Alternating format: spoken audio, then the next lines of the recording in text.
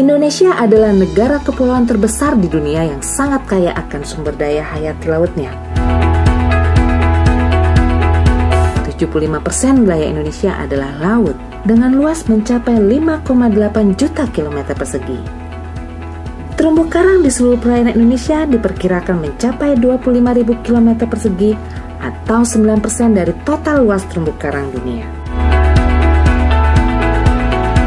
Kepulauan Anambas adalah miniatur etalase kekayaan sumber daya hayati laut Indonesia. Dikaruniai dengan gugusan pulau-pulau kecil, dengan pantai pasir dan elok dan bersinar. Dilengkapi dengan terumbu karang dan beragam ikan dan biota laut yang cantik dan alami. Ekosistem terumbu karang di Kepulauan Anambas terdiri dari 3 tipe, yakni terumbu karang tepi, terumbu karang penghalang, dan terumbu karang cincin dengan luas sekitar 3.705,84 hektar. Tutupan terumbu karang hidup di dalam kawasan berkisar antara 6,7% hingga 81%, dengan rata-rata tutupan karang 48%. Kondisi terumbu karang yang terdapat di dalam kawasan berada dalam kategori rusak hingga sangat baik, dengan rata-rata tutupan karang kategori sedang. Secara administratif, Kepulauan Anambas termasuk bagian dari Provinsi Kepulauan Riau dan hasil pemekaran dari Kabupaten Natuna. Kepulauan Anambas terdiri dari 255 pulau kecil, di mana baru 26 pulau saja yang berpenghuni.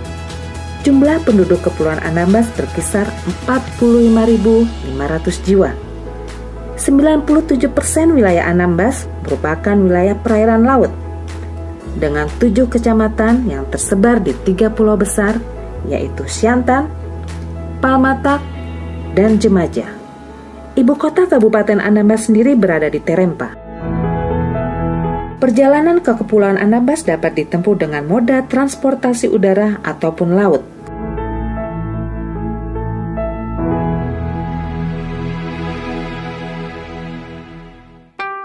Melalui Tanjung Pinang, Pulau Bintan, yang kemudian dilanjutkan dengan menggunakan pesawat udara kecil, kapal cepat, ataupun dengan menggunakan kapal feri menuju Terempa. Kepulauan Anambas memiliki berbagai potensi wisata, antara lain wisata alam yang meliputi keindahan pantai dan alam bawah laut yang dapat dinikmati dengan cara snorkeling maupun diving.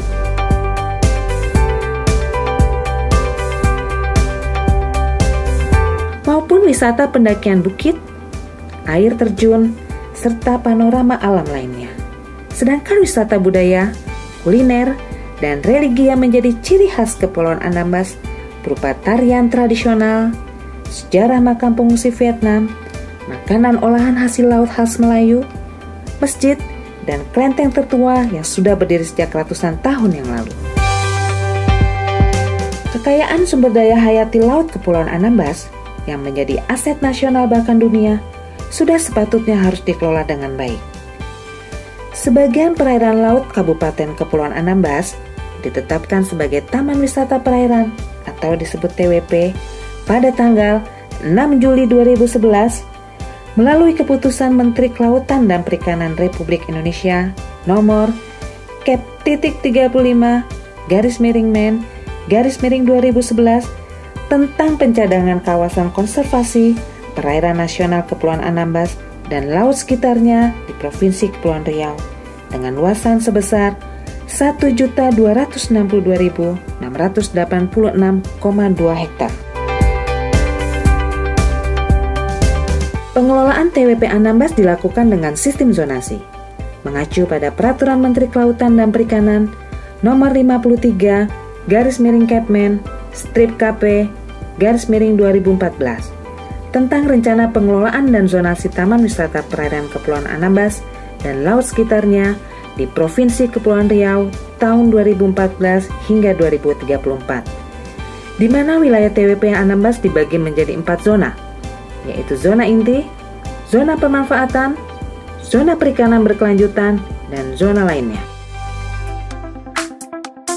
Zona inti merupakan zona utama pelindungan terhadap keanekaragaman hayati di TWP Anambas, mempunyai total luas 30.328,58 hektar yang tersebar di 26 lokasi, yaitu 2,40% luas TWP.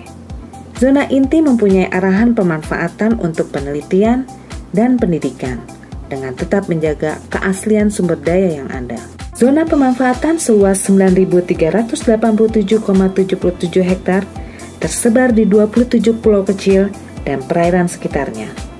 Lokasi-lokasi zona pemanfaatan memiliki potensi untuk dikembangkan atau dimanfaatkan untuk kegiatan wisata bahari, seperti Pulau Durai yang berpotensi sebagai wisata konservasi penyu hijau dan penyu sisik, Pulau Penjalin yang memiliki hamparan pasir putih yang lembut dengan air laut yang jernih dihiasi bebatuan granit sekitar pulau, serta Pulau Bawah yang berbentuk laguna dengan alam bawah laut yang kaya dengan biota dan karangnya. Pulau Bawah adalah salah satu pulau favorit untuk kegiatan diving. Sebuah resort untuk wisatawan menginap sudah berdiri di pulau ini.